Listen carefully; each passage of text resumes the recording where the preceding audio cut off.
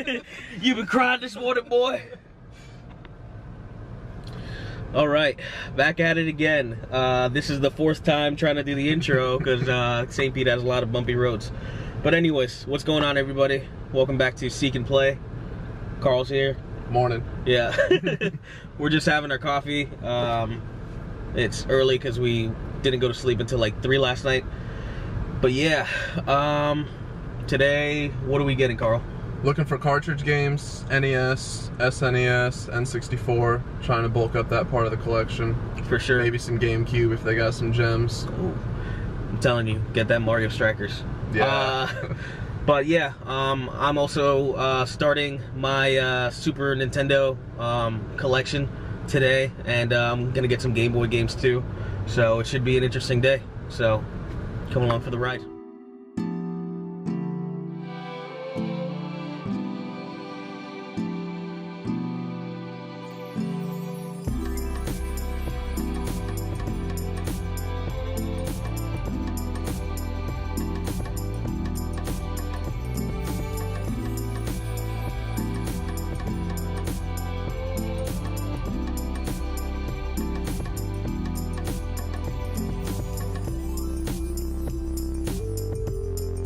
All right, first M&M we stopped at. It was great success.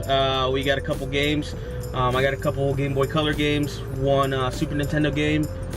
Carl, you got just Super Nintendo? I got Box Battleship, Super Nintendo. I got Forsaken for N64. Nice. And I ain't even embarrassed. Little Mermaid for Game Boy. Hell yeah, classic, classics. If you ain't about Little Mermaid, come on, dog.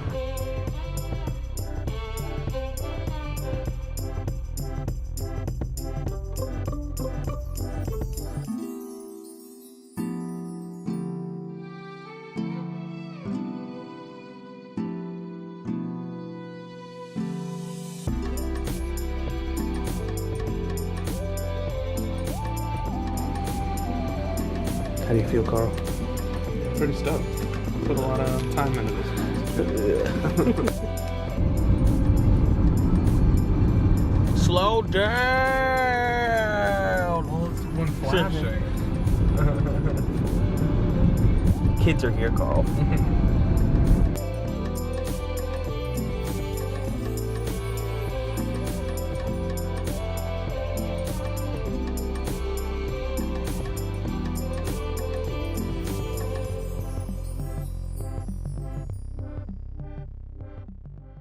Super good day. I think we killed it. We all stayed in budget. Yeah. My budget was like 50-ish bucks and stuff like that. Got a bunch of games. Yeah, Hit up 3 M&Ms. yeah, it was awesome. This last one just opened up less than 6 months ago or 6 months ago, something like that. And they have like a game lounge. We'll have some footage of that stuff, but we'll talk about all our games in the end with the breakdown. But it was a great day. Everybody's super friendly at every M&M that we went to, and it was great. But we'll see you soon. So yeah. So what's up, guys? We're back in Carl's lair, aka his game room. We just did our adventures out at M&M, and yeah, it was a pretty good time. Yep, got pretty much stuck to our game plan on what we said in the beginning of the video, what we were looking for, trying to add to the collection today, and we're going to show you what we picked up. Yeah. So first off, we stopped at the first M&M we stopped at is off of Central Avenue. It's in St. Petersburg. If you don't know the area, of course you don't know what I'm talking about, but it was one that we've gone to quite a couple of times. We usually hit it up every time we go. Yeah, it's like next to an anime store. It's a pretty cool little spot. But I picked up a couple things. So the first thing that I picked up was this Super Nintendo Batman Forever. This was, if you remember the movie, it's kind of infamous now for being terrible, but like in my childhood, like this was the shit. Yeah, the movie was awesome. Like no matter what anybody says, I think Jim Carrey was in it. The dude from Men in Black was Two-Face, and there's a bunch of villains. Arnold Schwarzenegger. Yeah, I think he was Mr. Freeze. Mr. Freeze. That's it's what it was. freezing time, or whatever he used to say. But let's kick some ice. also picked up some Game Boy games. Another Batman related thing was Batman Beyond, which I totally think it's a very underrated animation of Batman. Like, people don't talk about Batman Beyond enough, and it's lit. And then Spider-Man. It's another superhero themed Game Boy Color. Yeah. And then I think that's it for the first M&M store. What'd you get in the first M&M?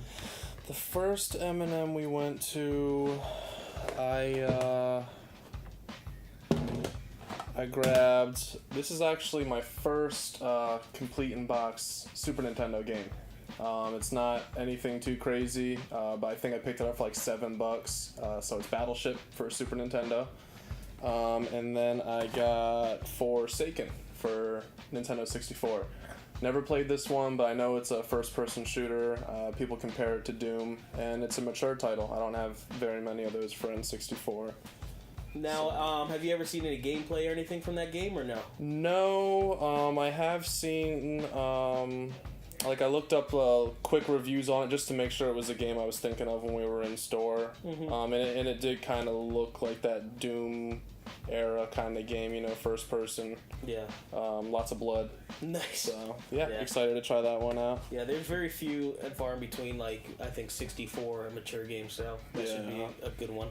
We might have to make a video of us playing that. What else did you get? That was from the first one. I think, everything else I got. So when we went to the second location, I picked up this NES title. It's Wood and Water Rage. Yes. Town and Country Surf Design, I think, was the people that made it. It's got a really cool cover art to it. Just another cheap one that kind of caught our eye. I think you noticed it first. Yeah, it has a cool monkey surfboarding. And stuff yeah, like that. Kind of Donkey Kong-ish. Yeah, like Donkey Kong, the new one with the funky mode. Yeah, with the dude with the bandit. Yeah, exactly. And then I got Tetrasphere for N64. This caught my eye because I think I saw it in a Metal Jesus Rocks video where they were talking about kind of hidden gems for the N64. I like Tetris. I've got it on a lot of different platforms, so I figured why not get something like that for N64. This is one that Nelson actually found when we got there, and believe it or not, I've been looking for this one for a while. Purely for nostalgic purposes. I remember playing this as a kid when I first had my NES, and for some reason this is one of my favorite games. I put a lot of time into it. I would almost say I played it as much as I was playing Super Mario 3. And it's Little Mermaid. Yeah, which when he was mentioning Little Mermaid, it tripped me out. I'm like, that's crazy because I've never heard of a Little Mermaid game on Nintendo, far less it being a good title. Yeah. But there's all sorts of good games, I think, that were movie games and stuff like that. Definitely, yeah. And this one's made by Capcom, and pretty much all the Capcom games for NES and Super Nintendo that I've played, I've enjoyed. So definitely excited to try this one out again and see if it's as good as I think it was when I played it as a kid. But, yeah. Which you also got the Gameboy. Yeah. This one I got from the first location because we were looking for it on NES, couldn't find it, and I came across this one and it was $3. They were doing a buy two get one, so this is my free game. So I guess now I have it on Game Boy and NES. Yeah, I might have to borrow that just to see how good it is Game Boy wise. I think I only got one game at the second location. Gyromite, I think I'm pronouncing that right. But it looks like a cool platformer. I just like the art style of it, just from the cover basis and stuff like that. And it just looks almost like a ripoff of Mario, in that era. And I love platformers and side scrollers, and it looks interesting. So I'm super psyched to start playing it. And this is my first NES game that I've bought in since I was a little kid, so I'm excited to start. This is my first actual retro game collection, so I'm psyched to play this. Nice. So the last one we went to is where I grabbed the most stuff. For sure. All titles that I had been looking for, but just kind of waiting to find it for the right price. And again, it was like a buy two, get one. So picked up The Lion King on Super Nintendo. Also Super Star Wars. And this might be another one from a Metal Jesus Rocks video, actually, where I think he may have talked about this. Hopefully it wasn't one of the top 10 worst games. Yeah. But, and this one I remember having as a kid, too. It's another Capcom game. I remember it being pretty fun and just kind of nostalgic about it and wanted to add it back to the collection. It's Mickey Mousecapade. Nice. Yeah, so excited about that. And then as we were leaving... this is kind of another weird thing. The only thing I didn't get cartridge-wise, it was a in-box Wii Zapper. And it's got all the plastic in it, all the cardboard. It's got the Link's crossbow training, still sealed, never opened. And I think I picked this up for like $14. Nice.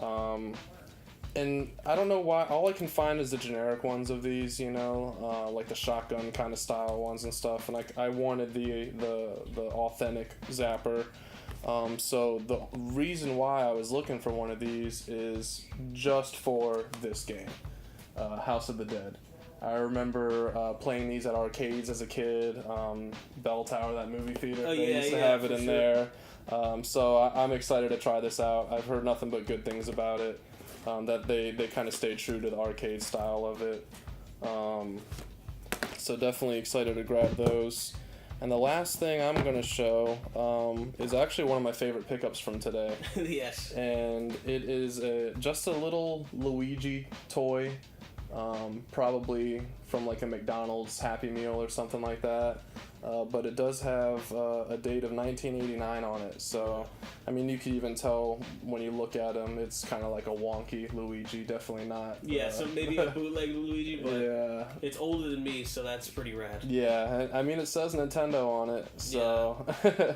But yeah, this little toy, it was cool to find something like this, and again, this was something that was like $2 or $3, so I was like, why not? You know, gotta get it. Yeah, and I will say, like, we went to 3 different M&M locations, and each one was different from the other, from layout wise, from game selection wise.